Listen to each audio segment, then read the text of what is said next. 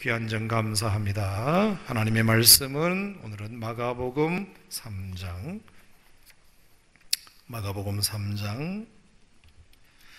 말씀을 함께 나누겠습니다.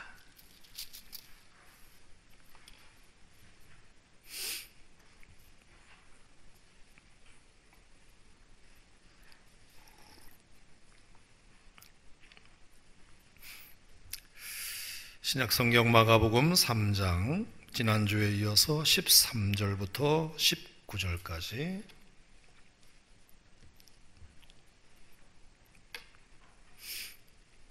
마가복음 3장 13절에서 19절 다 함께 봉독합니다. 시작. 또 산에 오르사 자기가 원하는 자들을 부르시니 나아온지라.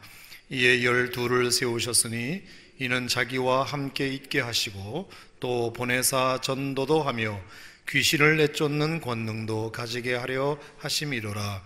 이 12를 세우셨으니 시몬에게는 베드로란 이름을 더하셨고 또 세베대의 아들 야고보와 야고보의 형제 요한이니 이 둘에게는 보아너게 곧 우리의 아들이란 이름을 더하셨으며 또 안드레와 빌립과 바돌로메와 마테와 도마와 알페오의 아들 야고보와 및 다데오와 가나안인 시몬이며 또 가룟 유다니 이는 예수를 판 자더라. 아멘. 자, 오늘 이 밤에도 하나님께서 이 말씀을 통해서 여러분들에게 각자 들려주시는 음성이 있기를 주님의 이름으로 축복합니다. 자, 읽으신 대로 오늘 마가복음 3장의 말씀은 예수님께서 12 제자를 부르시는 장면인데요. 먼저 이 얘기를 좀 하기 전에 지난주에 제가 하려다가 시간이 모자라서 못했던 이야기를 좀 해보겠습니다. 자, 마가복음 3장 13절 바로 앞에 있는 12절 말씀을 한 번 더 읽어보도록 하겠습니다. 마가복음 3장 12절 시작. 예수께서 자기를 나타내지 말라고 많이 경고하시니라. 자, 한 번은 제가 설명을 좀 드려야 될 것 같아서 오늘 마가복음 3장 12절을 먼저 말씀드리고 본문을 좀 들어가도록 하겠습니다. 자, 예수께서 자기를 나타내지 말라고 경고하셨다는 말씀을 여러분들은 어떻게 생각하십니까? 예수님이 이 땅에 오신 이유는 예수님이 전하시는 하나님의 복음, 하나님 나라의 복음을 만방에 알리고 또 전파하고 전도하기 위해서 예수님이 이 땅에 오셨지요. 당연히 그렇습니다. 그러면 예수께서 자기를 나타내지 말라고 경고하시는 것은 좀 안 맞아 보입니다. 예수님을 자꾸 드러내어서 많은 사람들이 예수님을 여기저기 소개해주고 예수님은 이런 분이셔, 예수님은 이런 분이셔, 그분은 얼마나 능력이 많은지 몰라, 이렇게 자꾸 예수님을 사람들이 나타내 주어야, 예수님은 스스로도 아니고 사람들이 예수님을 나타내 주어야 사역하시기가 편하실 텐데 왜 예수님은 사람들에게 자기를 나타내지 말라고 경고하셨을까? 이걸 좀 먼저 살펴보도록 하겠습니다. 자, 오늘 이 말씀은 마가복음 3장에만 나오는 것이 아니고 마가복음 1장에도 보시면, 자, 1장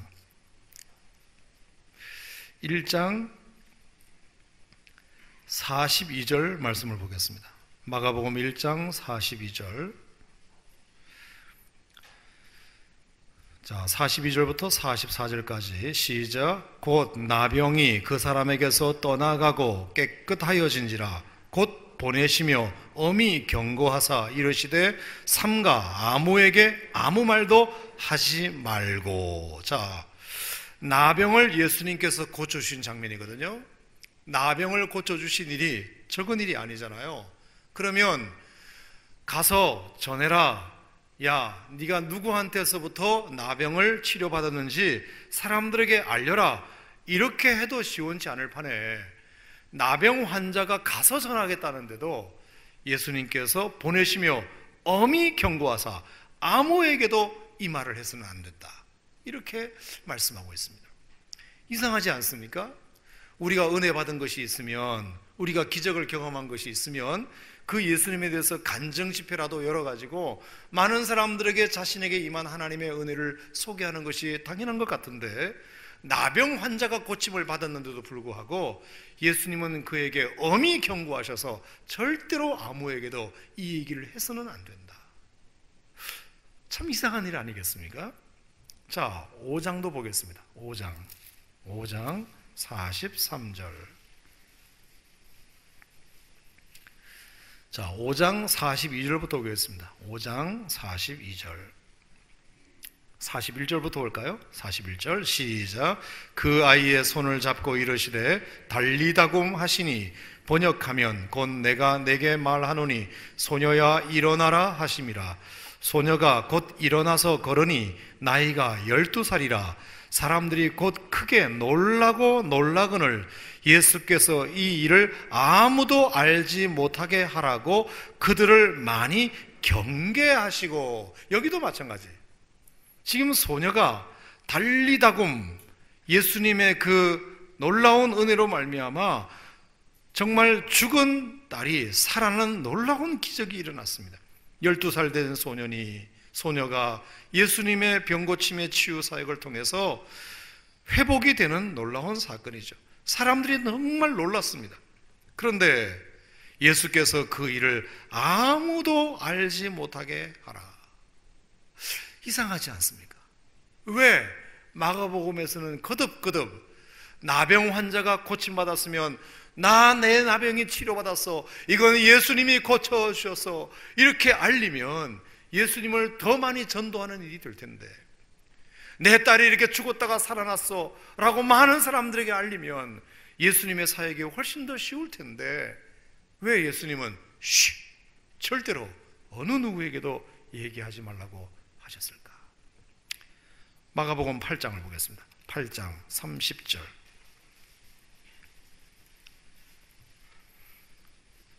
자, 거기까지는 또 그렇다 치더라도 마가복음 8장은 좀 더 이상합니다. 자, 마가복음 8장 29절 30절 시작. 또 물으시되 너희는 나를 누구라 하느냐?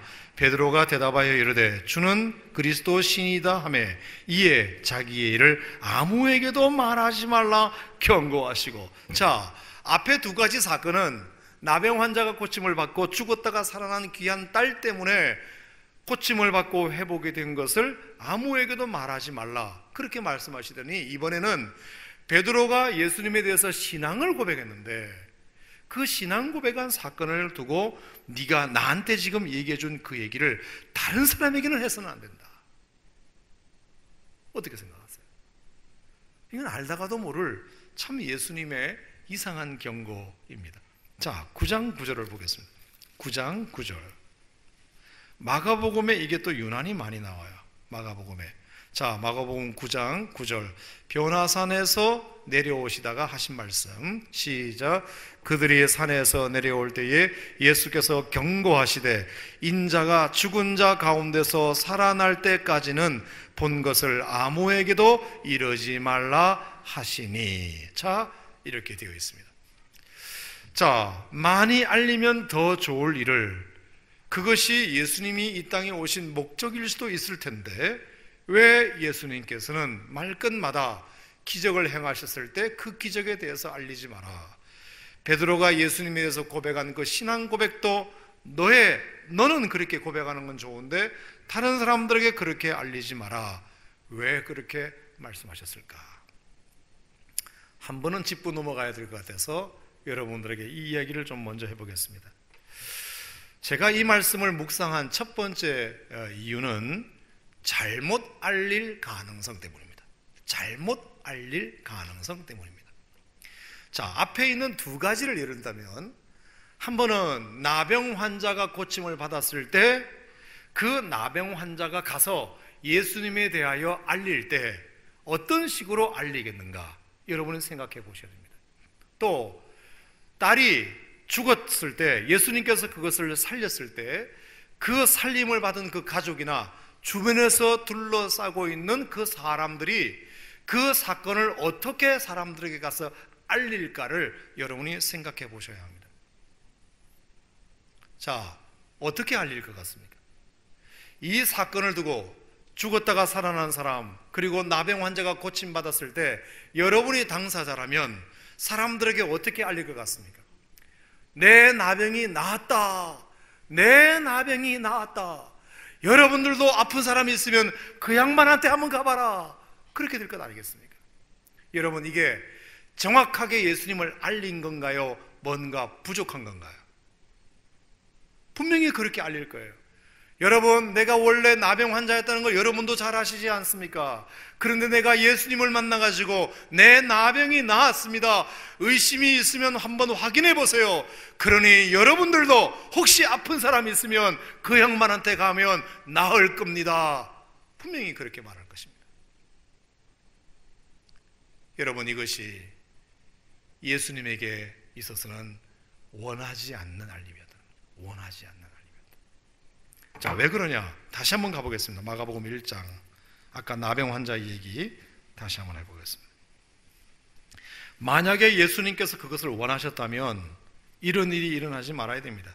자, 마가복음 1장, 아까 44절을 읽었나요? 43절, 44절. 분명히 알리지 말라 그랬는데 45절입니다. 45절 시작. 그러나 그 사람이 나가서 이 일을 많이 전파하여 널리 퍼지게 하니. 자, 이 사람이 입 다물고 있어야 되는데 아주 입이 근질근질해가지고 많은 사람들에게 그것을 알려버렸습니다. 그러므로 시작. 그러므로 예수께서 다시는 드러나게 동네에 들어가지 못하고 오직 바깥 한적한 곳에 계실 수밖에 없었다. 만약에 예수님께서 당신의 사역을 통해서 많은 사람들에게 알리는 것을 예수님이 기뻐하셨다면 다시는 드러나게 동네에 들어가지 못하시겠다거나 바깥 한적한 곳에 홀로 계시기를 안 하셨을 것입니다. 와, 이 사람이 소리 소문을 많이 내가지고 더 많은 사람들이 나에게 몰려왔네. 와, 더 많은 사람들이 집회에 참여했네. 예수님이 그것을 좋아라 하셨을 텐데 오늘 본문에 보니까 예수님께서 그것을 좋아라 하셨다는 느낌이 전혀 없습니다. 전혀 없습니다. 자, 여러분, 이게 뭘까요? 예수님은 이 땅에 병 고치러 오신 분이 아니시지 않습니까? 아니십니다.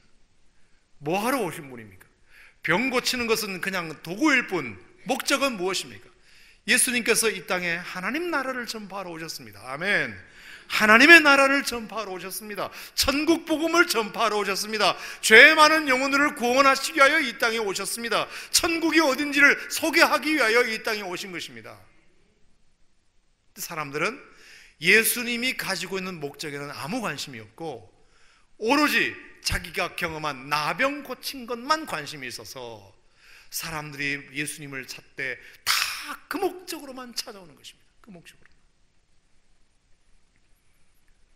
나는 사람 많은 것도 싫고 그런 목적으로 찾아오는 것도 싫다. 그러니 너희들이 나에 대하여 잘못 알려줄 것 같으면 아예 말하지도 말아라. 말하지도 말아라. 내가 이 땅에 온 목적을 분명히 알고 그것을 정확하게 알릴 것 같으면 말하지만 너희들이 경험한 것만 가지고 잘못 알릴 것 같으면 아예 얘기를 안 하는 것이 좋겠다. 그것입니다. 자, 8장 30절도 한번 보겠습니다. 8장 30절. 아까 베드로의 고백을 들으셨는데요. 자, 베드로가 주는 그리스도이십니다라고 예수님께 고백을 했습니다. 그랬을 때 마태복음의 표현을 빌리면 예수님이 그것을 너무 좋아하셨잖아요. 그런데 이에 자기의 일을 아무에게도 말하지 말라 경고하시고, 자, 그 이유가 있습니다. 31절 시작. 인자가 많은 고난을 받고 장로들과 대제사장들과 서기관들에게 버림받아 죽임을 당하시고 사흘 만에 살아나야 할 것을 비로소 그들에게 가르치시되 드러내놓고 이 말씀을 하시니. 자, 보세요. 베드로가 주는 그리스도시요 살아계신 하나님의 아들이십니다라고 고백한 것은 아무 말도 하지 못하게 하시더니 31절에 인자가 고난을 받고 버림받고 죽임당하고 사흘 만에 부활할 것에 대해서는 드러내놓고 말씀하셨습니다. 드러내놓고 말씀하셨다. 이 말은 뭘까요? 예수님께서 전하고자 하시는 말씀의 핵심은 뭐다? 인자가 고난을 받고 버림받아 죽임당하고 사흘 만에 살아나야 하는 복음 중의 복음, 십자가와 부활을 증거하러 예수님은 이 땅에 오셨다는 사실을 분명히 말씀하시는 거죠. 이 말씀을 하시니 베드로가 예수를 붙들고 항변하매. 예수를 붙들고 항변했다는 말은 뭘까요? 예수님 뭐라고요? 예수님이 십자가에 죽으신다고요? 버림받으신다고요? 고난당하신다고요? 절대로 그런 일은 일어나면 안 됩니다. 그랬을 때 33절 시작. 예수께서 돌이키사 제자들을 보시며 베드로를 꾸짖어 이르시되 사탄아 내 뒤로 물러가라. 네가 하나님의 일을 생각하지 아니하고 도리어 사람의 일을 생각하는도다. 이제 좀 감 잡으셨나요? 왜 예수님께서 베드로에게 그 얘기를 하지 마라, 잘못 말할 것 같으면 하지 마라, 내가 너희들에게 드러내놓고 증거하기를 원하는 핵심은 뭐냐? 인자가 많은 사람들에게 고난을 받고 버림받고 죽임당한 뒤에, 그것은 뭐죠? 십자가의 고난을 의미하는 거죠. 이 땅의 모든 인류를 위해서 대속의 죽음을 감당한 다음에 사흘 만에 다시 부활할 것을 주님이 말씀하시는 것이 이 땅에 예수님께서 드러내놓고 하시고자 하시는 주님의 말씀이셨습니다. 그것은 드러내놓고 하신 말씀이죠. 그렇게 얘기했더니 베드로가 항변하며 이르기를 예수님 그런 일이 있어서는 안 됩니다. 그랬더니 사탄아 물러가라. 네가 하나님의 일을 생각하지 않고 사람의 일을 생각하는구나. 여기에 포인트가 있습니다. 자기가 아무리 병을 치료받았다 하더라도 그 병 치료받은 것을 사람들에게 떠벌리름으로 말미암아 마치 예수님이 이 땅에 오신 목적이 십자가와 부활이 아니라 사람들에게 병이나 고치자고 이 땅에 오신 것으로 착각하게 만들려고 한다면 그것은 하나님의 일이 아니라 사람의 일이니까 그런 얘기를 할 것 같으면 아예 하지도 말아라. 그것은 하나님의 일이 아니라 뭐다? 사람의 일이다. 아멘. 그래서 예수님께서 오병이어의 기적을 베푸신 다음에 사람들이 뭐라 그랬습니까? 그를 선지자라고 고백한 것을 넘어서 임금 삼으려고 달려들었습니다. 예수님, 우리에게 임금이 되어 주십시오. 당신 같은 능력자라면 이 땅의 왕이 되어도 전혀 손색이 없는 분이십니다. 이 땅에 지금 로마의 압제 가운데 있어서 정치적으로도 경제적으로도 너무나도 고통스러운 백성들을 삶을 당신이 너무나도 잘 아시기 때문에 우리나라의 이 민족의 왕이 되어 주신다면 얼마나 좋겠습니까? 라고 우리 민족의 왕이 되어 달라고 얘기하셨을 때 내가 한번 그래 볼까 말씀하신 것이 아니라 예수님께서 산으로 떠나가 버리셨습니다. 그게 뭐죠? 사람의 일이기 때문입니다. 예수님이 전하고자 하시는 하나님의 일을 그들은 알아채지 못하고 오병이어의 사건을 통해서 많은 사람들이 먹고 배불리는 이 기적만을 보고 사람의 일을 생각하는 것입니다. 예수님을 보고 사람의 일을 생각하는 것입니다. 어떻게 하면 저 예수님을 통해서 내가 먹고 배불러 볼까? 어떻게 하면 저 예수님을 통해서 이 땅의 정치적 안정을 찾아와 볼까? 순 예수님을 통해서 자기가 얻고자 하는 것은 모두가 다 사람의 일입니다. 사람의 일. 주님은 그것을 원하지 않기 때문에 그럴 것 같으면 어디 가서 얘기하지도 말아라.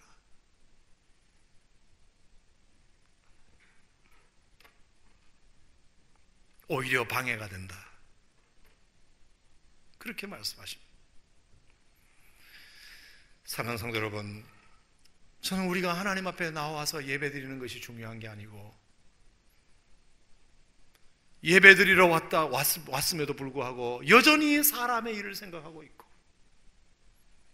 마치 정한수 하나 떠놓고 빌듯이 절에 가서 빌듯이 바다에 촛불 펴놓고 바위 틈에서 빌듯이 저 팔공산 위에 가서 빌듯이 모두가 다 이방 종교들은 다 사람의 일을 위해서 종교 생활하는 것입니다.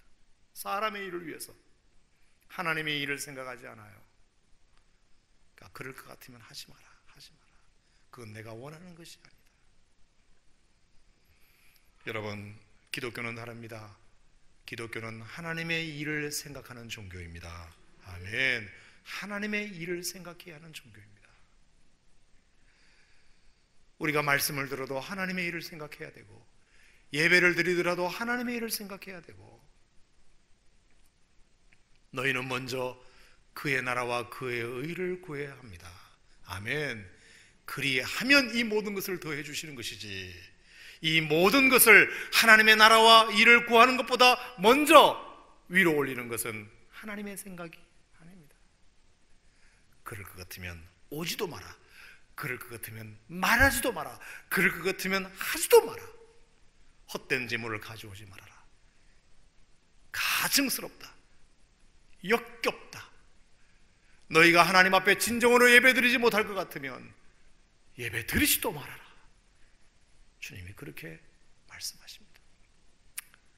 예배 안 드리는 것보다 예배 드리는 것은 잘하는 것이지만 예배 드리는 것으로만 만족하지 말고, 지난 수요일날 제가 골동성전에서 설교할 때 말씀드렸듯이 예배 드리는 것보다 예배를 받으시는 것이 더 중요하고, 찬양을 드리는 것보다 찬양을 받으시는 것이 더 중요하고, 기도를 드리는 것보다 하나님의 그 기도를 받으시는 것이 더 중요합니다. 아멘. 그러려면 하나님의 생각과 우리의 생각이 일치되어야 가능한 것입니다. 여러분, 우리가 직장에 어디 들어가기 위해서, 취직하기 위해서 원서를 냈다고 합시다. 내가 그 직장에 꼭 들어가기를 내가 원합니다. 내가 원해요. 그래서 이력서를 써가지고 그 직장에다가 나 좀 뽑아주세요 하고 넣었습니다. 여러분이 아무리 원해도 그 회사가 여러분들을 원하지 않으면 그 회사에 못 들어갑니다. 그 회사에 여러분이 들어가기를 아무리 원해도 그 회사가 원하는 조건에 맞지 않으면 그 사람을 뽑아주지 않습니다. 그 회사가 여러분들을 받아들이지 않습니다. 마찬가지로 우리의 예배가 하나님이 받아들이시는 예배가 되려면, 우리가 아무리 원하는 것이 많아도 하나님의 원함과 일치되지 않으면 하나님이 받아주시지 않습니다.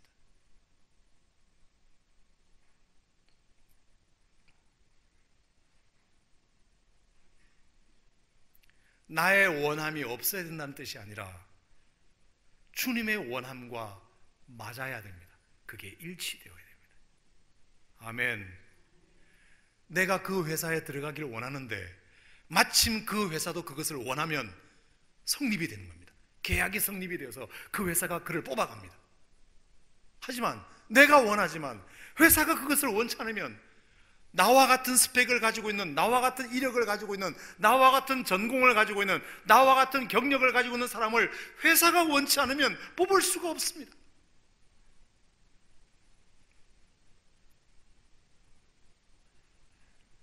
여러분, 하나님은 하나님이 원하시는 자들을 부르십니다. 아멘.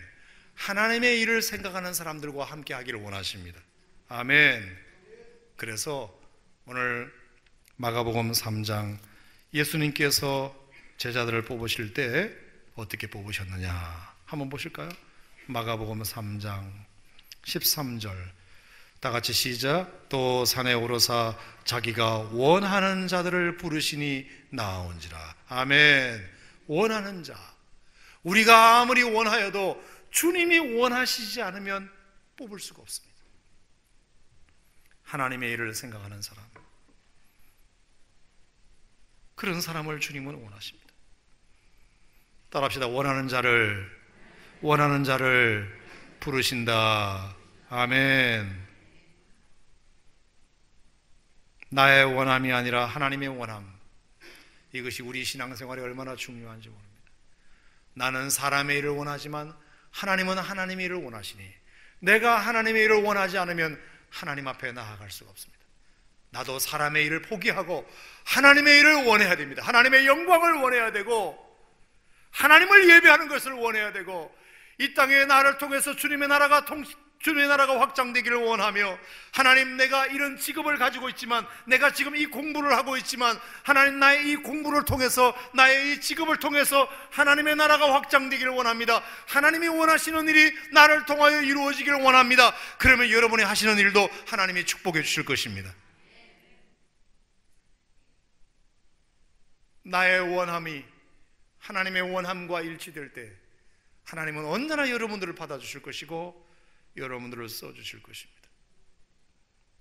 제자는 주님이 원하시는 것을 하기 위하여 부름받는 자들입니다.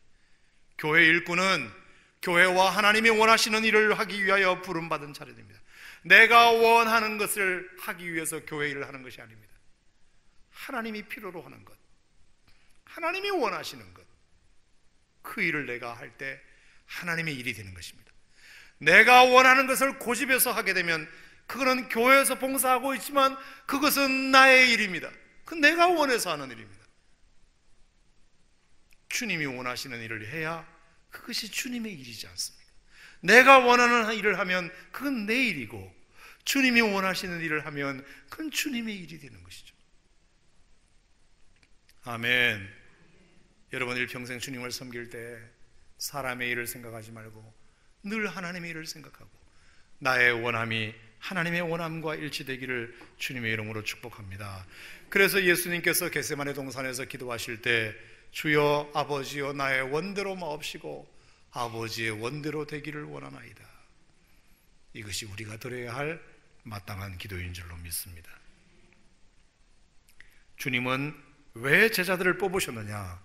자기가 원하는 자들을 부르시기 위하여 뽑으신 것입니다. 자, 그런 점에서는 저는 이런 얘기를 조금 더 드리고 싶습니다.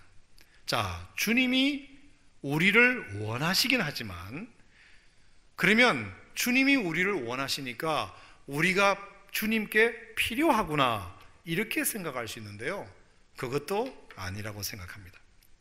자, 거듭 제가 여러 번 말씀드리지만 주님이 우리를 당신의 나라의 일꾼으로 쓰시고자 하실 때에는 주님의 능력만 가지고는 모자라서 얘들아 너희들이 좀 도와줘야 되겠다, 내 능력 가지고는 좀 부족하네, 너희들이 좀 도와줘야 되겠어, 어이 김집사, 어이 박집사 내 일 좀 도와줘, 그래야 하나님의 일이 나의 일이 될 것 같아, 이렇게 주님의 능력이 모자라서 인간의 도움을 빌리기 위함으로 주님이 우리를 부르신 일꾼으로 부르시는 것이 아니다 하는 것입니다. 내가 도와드려야만 주님의 일이 진행된다고 생각하면 절대로 안 됩니다. 주님도 내가 안 도와드리면 못해. 주님이 아무리 능력이 많아도 내가 도와드리지 않으면 못해. 여러분 이런 생각을 가지면 주님의 일을 하면서도 내가 주체가 됩니다. 내가 주체, 권한은 내가 지고 있습니다. 주님 내가 안 도와드리면 주님도 힘 못 쓰는 거 아시죠? 이런 경거망동하고 교만한 생각이 어디 있습니까?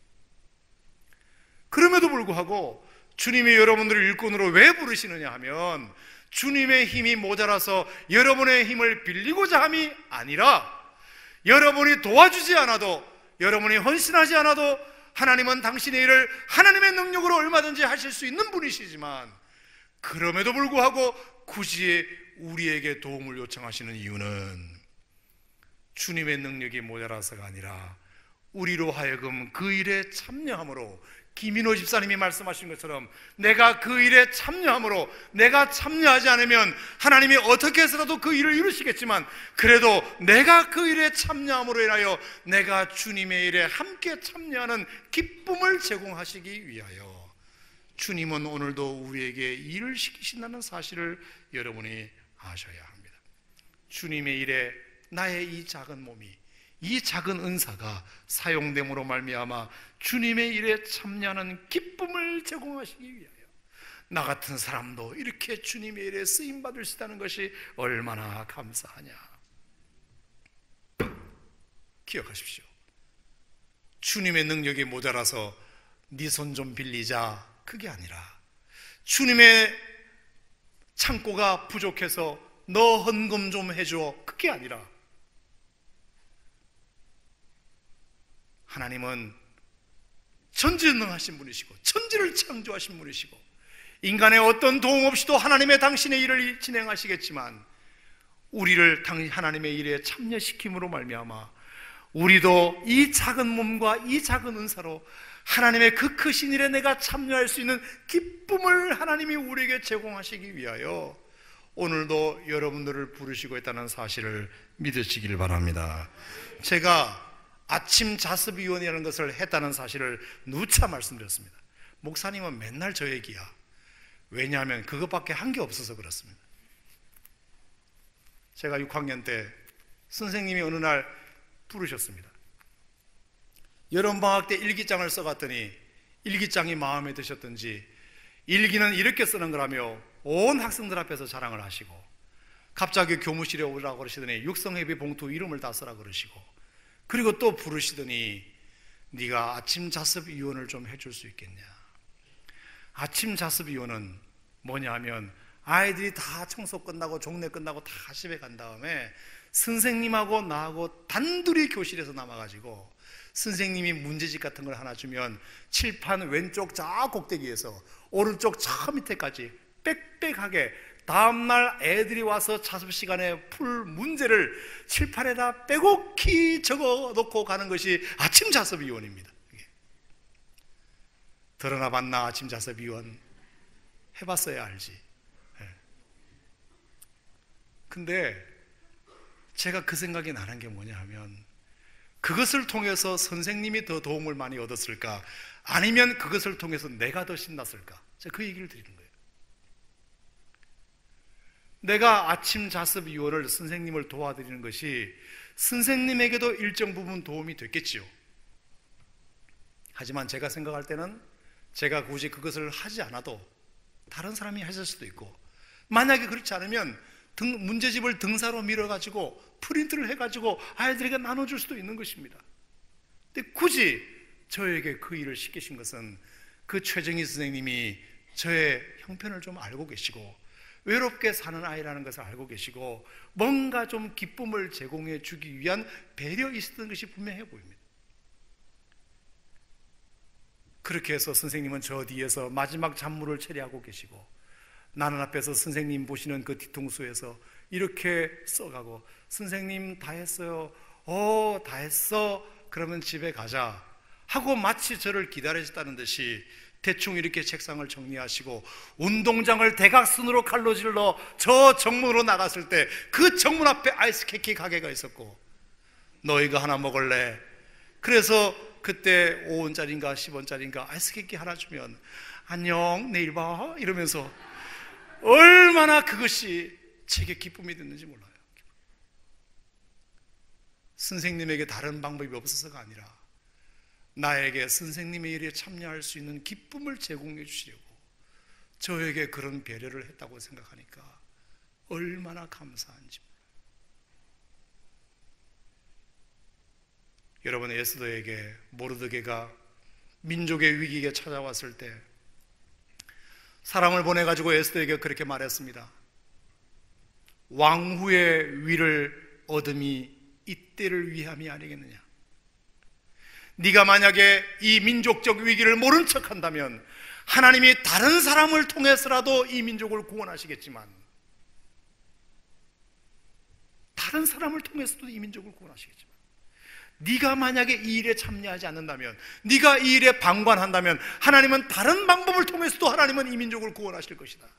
제가 그것을 통해서 얼마나 은혜를 받았는지 모릅니다. 그래, 에스더 밖에 없는 것 같지만 굳이 에스더가 아니더라도 하나님은 유대인의 민족을 구원하셨을 것이다. 하지만 굳이 에스더를 불러서 그 일을 시키신 이유는 이 민족을 구원하는 일에 에스더가 함께 참여하는 기쁨을 에스더에게 허락하기 위하여, 주시기 위하여 하나님께서 그 시대에 에스더를 불러 그 민족을 구원하게 하는 사명을 감당하게 하셨다는 것입니다. 여러분과 제가 믿는 하나님은 전지전능하신 하나님이십니다. 인간의 도움을 요만큼을 빌리지 않고도 하나님은 당신의 일을 얼마든지 감당하실 수 있습니다. 하지만 오늘도 이 시간 하나님께서 당신의 일꾼을 우리에게 불러 세우시는 이유는 하나님의 능력이 모자라서 너의 힘을 좀 빌리겠다가 아니라, 전지전능한 하나님이시지만 우리의 힘을 거기에 사용함으로 말미암아 우리가 하나님의 그 크신 일에 동참하는 기쁨을 우리에게 주시기 위하여. 아멘. 하나님이 우리에게 기회를 주시는 것입니다. 기회를 주시는 것이에요. 아멘. 여러분 이 사실을 절대로 잊지 말고 하나님의 일을 맡았을 때 기쁨으로 하십시오. 내가 안 하면 이 교회 뭐 돌아가나? 내가 없으면 이 교회 돌아가나? 솔직한 얘기지만 돌아갑니다. 여러분 한 사람 없어도 돌아갑니다. 여러분이 그 일을 안 하겠다고 해도 누군가는 그 일을 하게 되어 있습니다. 하지만 여러분들이 그 일을 하게 되면 여러분들은 하나님의 일에 함께 참여하는 기쁨을 여러분들이 얻게 될 것입니다. 우리가 이런 마음으로 주의 사역을 감당해야 됩니다. 그래서 예수님은 12명의 제자를 세우셨다. 12명의 제자를 세우셨다. 자, 12명의 제자의 이름은 누구죠? 자, 12명의 제자, 그래도 교회를 한 10년 다니셨으면 12제자 이름은 다 아셔야 되겠죠. 자, 한번 해봅시다. 베드로, 안드레, 야고보, 요한, 마태, 시몬, 다데오와 바돌로메와 빌립과 도마와 알페오의 야고보, 예수를 팔아 죽인 가룟 유다라. 자, 베드로, 안드레, 야고보, 요한. 시작. 베드로, 안드레, 야고보, 요한. 4명은 됐죠? 마태, 시몬, 다데오와 바돌로메와. 시작. 마태, 시몬, 다데오와 바돌로메와. 자, 처음부터 시작. 베드로, 안드레, 야고보, 요한, 마태, 시몬, 다데오와 바돌로메와. 뒤에 거 하니까 앞에 것도 잊어버렸겠습니까? 네. 그렇게 해서 어떻게 초등학교를 졸업했습니까? 다시 한 번 더. 베드로, 안드레, 야고보, 요한. 시작. 베드로, 야고보, 요한. 그 다음에 마태, 시몬, 다데오와 바돌로메와. 마태, 시몬, 다데오와 바돌로메와 빌립과 도마와 알페오의 야고보, 예수를 팔아 죽인 가룟 유다라. 안 하는 게 낫겠다. 네.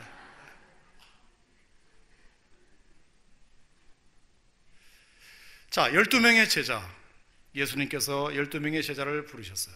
자, 여기서 말하는 다데오라고 하면 다른 성경에 보면 유다라고도 나와요. 유다. 그래서 다른 성경에 유다라고 되어 있으면 다데오예요. 가롯 유다와는 다른 유다가 있었고요. 바돌로메는 나다나엘과 같은 이름이에요. 그래서 나다나엘과 바돌로메는 같은 이름이고, 야고보가 둘 나오는데 세베대의 아들 야고보가 있고 알페오의 아들 야고보가 있는데, 세베대의 아들 야고보를 큰 야고보, 알페오의 아들 야고보를 작은 야고보라고 다른 성경에 소개되어 있습니다. 그렇게 여러분이 착각하지 마시고 보시면 되겠습니다. 자, 오늘 말씀의 가장 주된 목적은 이제 이에 이 12를 세우셨으니, 이는 예수님께서 12제자를 부르신 중요한 목적 3가지는, 첫째, 자기와 함께 있게 하시고, 따라합시다. 자기와 함께 있게 하시고, 또 보내사 전도도 하며 귀신을 쫓는 권능도 가지게 하려 하심이로라. 자, 3가지 목적입니다. 첫 번째, 예수님께서 12제자를 세우신 목적은 자기와 함께 있게 하시고, 자, 이게 뭐죠? 예수님과의 끈끈한 관계, 끈끈한 교제를 의미하는 것입니다. 모름지기 예수님의 제자는 제일 먼저 해야 될 일은 뭐냐? 그것은 예수님과 끈끈한 교제를 매일 매 순간 나누는 일입니다. 생각해 보세요.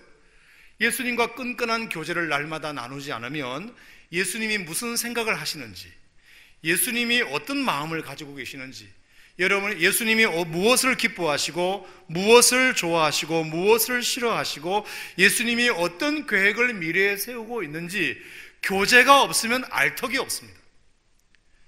교제하지 아니하고 사역해버리면 예수님의 일이 아니라 자기 일을 할 가능성이 많습니다.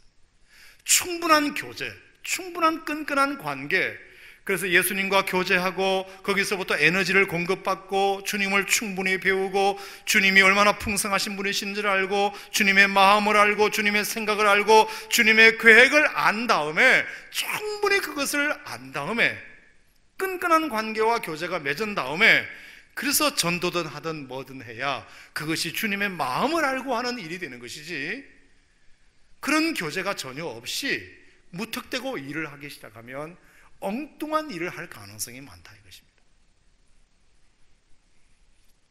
당연하죠. 어느 회사든지 어느 조직이든지 CEO의 생각을 먼저 아는 것이 중요하지 않습니까?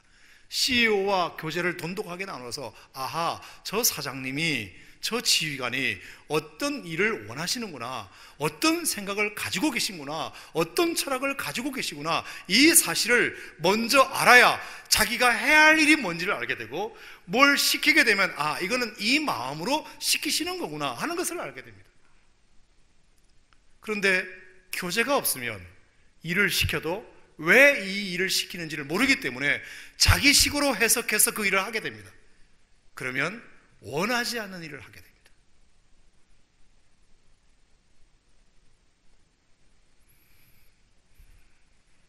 저는 일보다도 중요한 것은 교제라고 생각합니다. 교제. 하나님과의 교제. 아멘. 하나님의 일을 하기 전에 하나님과 먼저 깊은 교제를 갖는 것. 예배를 통해서 하나님과 교제하고, 기도를 통해서 하나님과 교제하고, 찬양을 통해서 하나님과 교제하고. 그러니까 같이 있어야 되는 것입니다. 그러니까 자기와 함께 있게 하시고, 얘야 너랑 나랑 같이 좀 있자, 같이 좀 자꾸 돌아다니지 말고 나랑 좀 같이 있자. 하나님 앞에 머물러 있는 시간이 많아야 되는 거죠. 그래서 아마 모세를 하나님께서 그 바쁜 가운데서도 40일 동안 시내산에 부르셔서 백성들을 얼씬도 못하게 하고 하나님과 교제했을 것입니다. 여러분, 모세는 그때 참 바빴습니다. 해야 할 일이 너무 많았습니다. 백성들도 모세가 지금 내려오기를 손꼽아 기다리고 있습니다. 모세는 그냥 40일을 갔다 오겠다고 말하지도 않고 갔습니다. 그래서 이제나 저제나 오려나 백성들은 산 밑에서 모세가 내려오기를 기다리고 있습니다. 하지만 하나님은 모세를 40일 동안 붙들어 놓으셨습니다. 왜 그럴까요? 모세는 하나님과 직통으로 하나님의 명령을 받아야 할 지도자이기 때문에, 하나님의 마음을 알지 않으면, 하나님과 교제가 돈독하지 않으면 모세도 인간인지라 잘못 백성들을 인도할 수 있기 때문에, 네가 백성들의 200만 명의 지도자라면 백성들을 인도하는 일도 중요하지만 나와 교제하는 것은 더 중요하다. 그래야 하나님의 마음을 알고 하나님의 생각을 알고 하나님의 생각과 마음을 알아 백성들에게 올바로 전할 것 아니냐. 그러니까 저 같은 목회자일수록, 설교자일수록 하나님과 교제하는 시간은 더 중요한 거죠. 사실은 하나님과 교제하는 시간 없이 계속 설교만 한다면 내 머리에서 나오는 설교를 하게 될 것이고, 그러면 엉뚱한 일을 얘기하게 될 것이고, 그래서 목회자일수록 더 많은 시간들이, 하나님과 교제하는 시간들이 확보가 돼야 되는 거죠. 확보가 되는 거죠. 예수님께서 첫 번째 제자를 부르신 목적은 바로 그 목적이었습니다. 네가 제자라면 많은 사람들에게 복음을 전하기 전에 나와 먼저 함께 있는 시간이 필요하다. 그래서 내 생각과 내 마음과 내 계획을 알고, 나의 풍성함을 알고, 나로부터 공급을 많이 받고, 제자들이 해야 할 아주 중요한 일이죠. 중요한 일이죠. 결론적으로 말하면 제자들은 예수님과 함께 있는 이 시간을 잘 못 사용한 것 같습니다. 그러니까 나중에 예수님이 고난당하실 때, 예수님이 죽음의 위기에 직면했을 때 다 도망가 버리고, 예수님의 마음을 모르니까. 그러니까 베드로도 예수님께서 내가 사람들로부터 버림을 받고 고난을 당하고 죽임을 당하게 될 것이라는 말씀이 떨어지자 항변하면서 절대로 그런 일이 있을 수 없습니다. 예수님의 마음을 모르니까. 그러니까 엉뚱한 소리를 하는 것입니다. 우리가 주님의 마음을 아는 것, 그래서 여러분 주일학교 봉사를 하든 성가대 봉사를 하든 주차 봉사를 하든 어떤 봉사를 하든 하나님 앞에 먼저 예배함으로 하나님의 마음을 아는 시간, 하나님 앞에 머물러 있는 시간, 하나님과 교제하는 시간이 많아야 됩니다. 아멘. 그것이 충분히 확보된 다음에 주님의 일을 해야 됩니다. 작은 일을 하더라도. 그렇지 않으면 내 생각대로 그 일을 하게 되니까, 주님의 마음을 모르니까, 주님의 생각을 모르니까 내 생각대로 해버리는 것입니다. 제자들은 먼저 주님의 마음을 아는 시간이 필요하다. 주님과 교제하는 시간이 너무나도 중요하다. 두 번째는 전도도 하며. 자, 제자의 가장 마땅한 도리는 스승의 가르침을 널리 전파하는 것은 당연한 것입니다. 제가 오늘 주석책을 찾아보니까 이 전도라는 말이 원래 의미가 전투 시에 전령이 하는 일을 의미하더라고요. 전쟁터에서 전령이 하는 일이 있습니다. 전령. 예를 들어서 우리가 마라톤의 기원을 얘기할 때 이 아테네하고 페르시아하고 BC 490년에 아테네하고 페르시아하고 이렇게 대항을 할 때 아테네가 힘이 없어가지고 스파르타에게 도움을 요청했잖아요. 근데 스파르타가 마침 그때 무슨 축제 중이었는지 병력을 보낼 상황이 안 되어가지고 아테네가 페르시아와 스파르타의 지원군 없이 전쟁을 하게 되었는데 그 강한 페르시아를 아테네가 이기게 되지 않습니까? 그러니까 그 아테네 시민들은 전장에 나가 있는 우리 군사들이 어떻게 되었을까? 만약에 거기서 져버렸다면 이 아테네 도시도 다 점령을 당하게 될 텐데 얼마나 불안하며 초조하게 기다렸겠습니까? 그런데 아테네 군사들이 용맹하게 잘 싸워가지고 페르시아 군대를 이겼습니다. 그 이긴 소식을 이제 저 아테네 시에 있는 우리 백성들에게 알리기 위하여 한 전령을 보냅니다. 좋은 소식, 기쁨의 소식을 알리기 위해서 보냅니다. 그게 무슨 42km를 걸어갔다 뛰어갔다, 그래서 아마 마라톤이 생긴 것 같은데, 그렇게 해서 우리 군사들이 페르시아 군사를 대항하여 이겼다는 소식을 가서 달려가가지고 그것을 전한 다음에 지쳐서 쓰러져 죽었다. 그래서 그 사람을 기억하기 위해서 마라톤이 시작되었다는 얘기를 우리가 알고 있듯이, 전투시의 전령, 그 전쟁의 급박한 소용돌이 속에서 지휘관의 명령을 받고 목숨을 걸고 그 사명을 완수하는 전령과 같은 것, 그것이 전도하는 말의 원래 의미라는 것을 제가 알았습니다. 사랑하는 성도 여러분, 이 땅에 이 전쟁터와 같은 이 땅에서도 마찬가지입니다. 많은 사람들이 두려워하고 벌벌 떨고 있고, 오늘도 많은 돈을 벌고는 있지만 지울 수 없는 걱정과 염려 가운데 사로잡혀 있는, 이 두려움에 사로잡혀 있는 이 영혼들에게 예수님이 사흘 만에 부활하셨다. 그 부활하신 예수님은 지금도 살아계신다. 그 부활하신 예수님은 우리의 첫 열매가 되신다. 그 부활의 주님을 내 인생의 주님으로 모시면 어떤 두려움도, 어떤 슬픔도, 어떤 우울증도 이길 수 있다라고 마치 전령이 기쁨의 소식을 전하듯이 우리가 전해주는 것이, 그것이 전도입니다. 그것이 전도입니다. 아멘. 전도는 나쁜 소식을 전하는 것이 아니지 않습니까? 두려움에 사로잡혀 있는 아테네 시민들에게 우리 군사들이 용감하게 싸워서 이겼습니다, 더 이상 불안해하지 마세요 라고 기쁨의 좋은 소식을 전하는 것이 전령이 했던 역할이듯이, 예수께서 십자가에 죽으시고 사흘 만에 부활하셔서 내 인생의 주인이 되셔서 지금도 살아계신 하나님, 그 하나님을 믿기만 하면 우리도 어떤 두려움도, 어떤 염려도, 어떤 우울증도 극복할 수 있다는 사실을 그들에게 전함으로 말미암아 그들의 걱정에서 해방시키고, 그들을 두려움에서 해방시키고, 그들을 우울증에서 해방시키는 이 기쁨의 좋은 소식을 전하는 전령사의 역할, 그것이 전도인 줄로 믿습니다. 이 기쁜 소식은 누구라도 달려가서 전해야 되는 것입니다. 그래서 복음입니다. 기쁨의 좋은 소식이죠. 여러분도 주님의 제자로서 이 사명을 잘 감당하는 저와 여러분 되시기를 주의 이름으로 축원합니다. 세 번째, 귀신을 내쫓는 권능도 주시려 함이라. 귀신을 내쫓는 권능이라 함은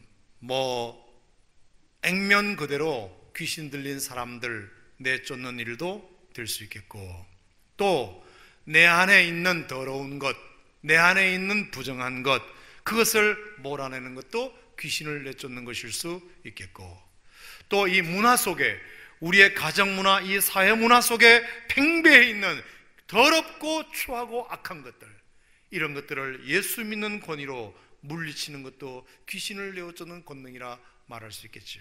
그것은 다 적용 가능한 다 일들이라고 저는 생각합니다. 자, 그런데 오늘 제가 좀 말씀을 마무리하면서 이 말씀을 좀 함께 나누고 싶은 것은, 자, 3장 15절에 예수님께서 제자들을 부르시며 귀신을 내쫓는 권능도 가지게 하려 함이라. 자, 이것은 과거형인가요? 현재형인가요? 미래형인가요? 미래형이죠. 귀신을 내쫓는 권능도 너희들에게 갖게 하기 위하여 너희를 불렀다는 것입니다. 그러니까 귀신을 내쫓는 권능을 아직 그들은 갖지 못했다는 것을 의미합니다. 자, 그런데 6장으로 가보겠습니다. 6장.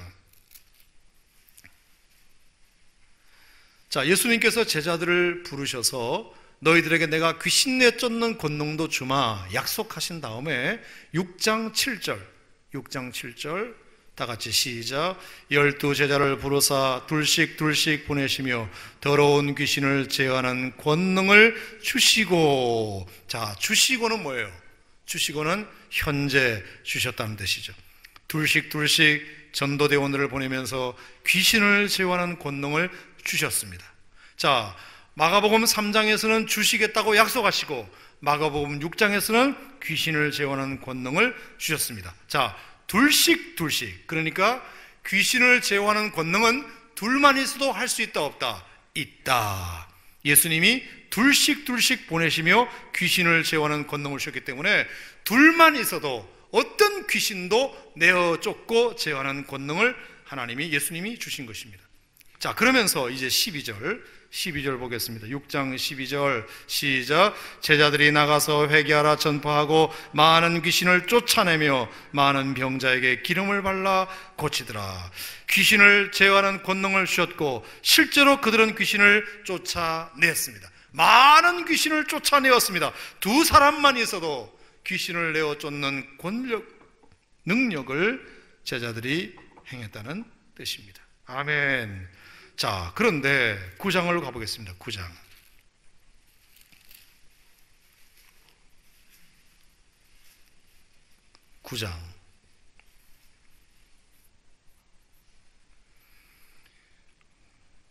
자, 17절 말씀을 보겠습니다. 9장 17절 다 같이 시작. 무리 중에 하나가 대답하되 선생님, 말 못하게 귀신 들린 내 아들을 선생님께 데려왔나이다. 18절 귀신이 어디서든지 그를 잡으면 거꾸러져 거품을 흘리며 이를 갈며 그리고 파리해지는지라 내가 선생님의 제자들에게 내쫓아 달라 하였으나 그들이 능히 하지 못하더이다. 자, 선생님, 내 아들이 귀신 들렸는데 선생님 제자들에게 부탁해서 내쫓아 달라고 하였으나 그들이 능히 하지 못하더이다. 자, 이 부분은 예수님께서 마가복음 9장에 베드로와 야고보와 요한을 데리시고 변화산상에 올라가셨다가 내려오셨을 때 일어난 사건입니다. 자, 예수님께서 변화산상에는 12명의 제자를 데리고 가지 아니하시고 베드로, 야고보, 요한만 데리고 가셨습니다. 그러면 산 밑에는 몇 명의 제자가 남아있는 겁니까? 9명의 제자가 남아있습니다. 9명의 제자가 모여 있는데 어떤 아버지가 귀신 들린 아들을 데리고 와서 얘 아들 좀 고쳐주세요. 그랬더니 그 9명의 제자들이 고쳤다 못 고쳤다? 못 고쳤다. 자, 마가복음 6장에서는 둘만 있어도 귀신을 내어 쫓는 권능을 행했다고 되어 있는데 7장, 8장, 9장을 넘으면서 9명이 있는데도 귀신 들린 아들을 내쫓지 못하고 있는 모습을 여러분이 보신 겁니다. 무슨 일이 생긴가요? 그동안 무슨 일이 일어난 걸까요? 분명히 예수님께서 제자를 부르실 때 귀신을 내쫓는 권능도 줄 거야. 그리고 6장에서 권능도 주시고 실제로 실습도 해봤던 그들이 왜 마가복음 9장에서는 9명씩이나 있으면서도 귀신을 내쫓지 못했을까? 오늘 이것이 오늘 설교의 결론입니다. 자, 19절 예수님이 그 얘기를 들으시고 뭐라고 말씀하셨죠? 대답하여 이르시되 믿음이 없는 세대여. 누구를 가리켜 하신 말씀일까요? 제자들을 가리켜 하신 말씀이죠. 제자들에게 뭐가 없었다? 믿음이 없었다. 뭐는 있었는데? 은사는 있었는데, 권능은 주었는데 믿음이 없었다. 권능은 줬는데 믿음이 없었다. 그러면 지금까지 제자들이 귀신을 내어 쫓는 것은 권능으로 한 건가요? 믿음으로 한 건가요? 믿음으로 하는 거죠. 믿음으로 하는 거죠.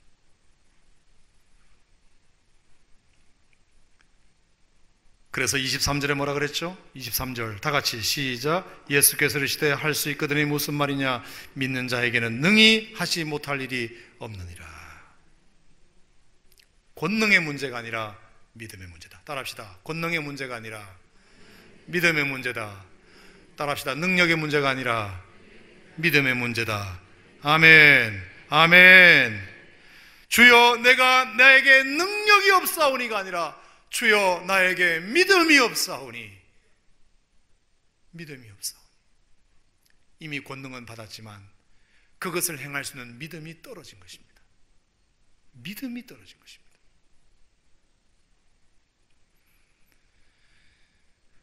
그래서 제자들이 묻습니다. 28절 다 같이 시작. 집에 들어가심에 제자들이 조용히 묻자오되 우리는 어찌하여 능히 그 귀신을 쫓아내지 못하였나이까? 이르시되 기도 외에 다른 곳으로는 이런 종류가 나갈 수 없느니라.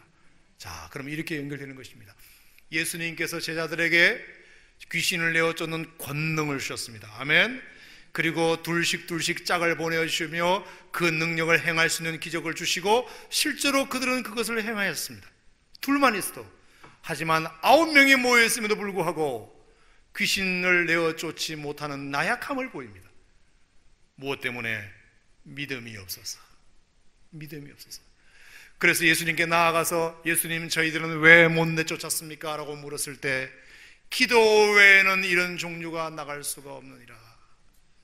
그러니까 너희들이 지금까지 뭐 안 했구나? 기도 안 했구나. 기도 안 하니까 믿음도 없어지는 것이지. 그러니까 능력도 발휘되지 못하는 것이지. 저는 누구에게나 다 하나님은 능력을 주셨다고 생각합니다. 권능을 주셨다고 생각합니다. 우리에게도 그와 같은 권능을 주셨다고 생각합니다. 중요한 것은 믿음이 없고 그 믿음을 유지하기 위하여 기도하지 않기 때문에 그 능력이 오늘도 우리를 통해서 나타나지 못하고 있는 것이 아닌가. 사랑하는 성도 여러분, 우리가 오늘 밤에 기도해야 할 이유가 이제 생겼습니다. 아하, 하나님 이 기도를 통해서 나에게 다시 믿음이 있기를 원합니다. 믿음이 있기를 원합니다. 믿음을 가진 자에게는 권능이 나타날 줄로 믿습니다. 아멘. 아멘. 말의 권능이 나타날 것입니다. 삶의 권능이 나타날 것입니다. 믿음의 영향력이 나타날 것입니다. 오늘 시간 하나님 앞에 그렇게 간절하게 기도했으면 좋겠습니다. 하나님, 내가 하나님의 원하는 자가 되기를 원합니다. 나의 원함이 아니라 하나님의 원함이 있기를 원합니다. 사람의 일을 생각하지 말고 하나님의 일을 생각하는 자가 되기를 원합니다. 나의 원함으로 하나님께 나아가는 것이 아니라 하나님이 원하시는 주의 백성이 되기를 원합니다. 주님이 오늘도 나를 일꾼으로 쓰시고자 하시는 것은 주님의 능력이 모자라서가 아니라 나로 하여금 주님의 일에 그 영광스러운 일에 참여하는 기쁨을 제공하시기 위하여 오늘도 나에게 주님께서 나를 일꾼으로 부르시건만 그 기쁨을 내가 놓쳐버렸던, 그 촛대를 다른 사람들에게 옮겨버렸던 우리 어리석음을 용서하여 주시고 어떤 것이든지 작든지 크든지 주님이 내게 맡기신 이런 기쁨으로 감당할 수 있게 도와주시옵소서. 하나님은 이미 나에게 예수 믿어줄 때에 우리를 제자로 부르실 때에 권능을 주셨건만 믿음이 없어서 사용하지 못하고 있다면 주님 다시 한번 우리가 하나님 앞에 기도함으로 믿음이 있게 하여 주셔서 그 믿음으로 권능을 행하는 주의 백성들 되게 하여 주시옵소서. 이것이 오늘 여러분들에게 드리고자 하는 말씀의 내용이니 함께 우리가 이 일을 위해서 오늘 밤 기도하고 돌아가는 시간이 되었으면 좋겠습니다. 할렐루야. 하나님 아버지 감사합니다.